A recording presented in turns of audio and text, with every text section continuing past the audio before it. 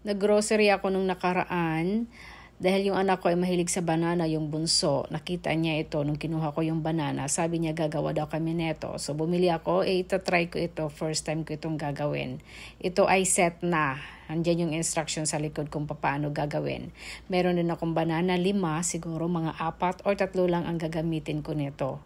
Babalatan ko muna itong mga banana, pero 2 lang muna yung balatan ko kasi baka magkulang yung chocolate na pang-coating itong mga banana.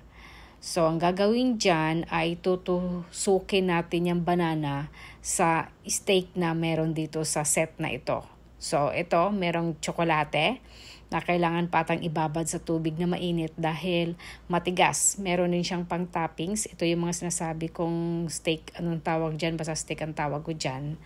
Una, magre-ready muna ako ng mainit na tubig. Pero ito pala ay pwede pala kahit anong mga prutas nakalagay dyan sa likod. Pang ano lang siya, ilublub mo lang doon sa tsokolate. Meron akong mainit na tubig na naka-ready.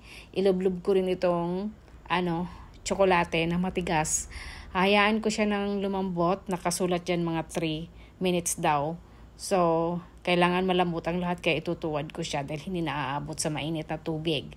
Hindi naman nakasulat doon na pakukuluan kaya ilublub na lang natin sa mainit na tubig. Hiniwa ko pala yung mga banana dahil masyadong malaki. Tapos, maiksi naman yung mga steak. So, ito ay ating gugupitin. May nakasulat dyan na gugupitin daw. So, gugupitin natin.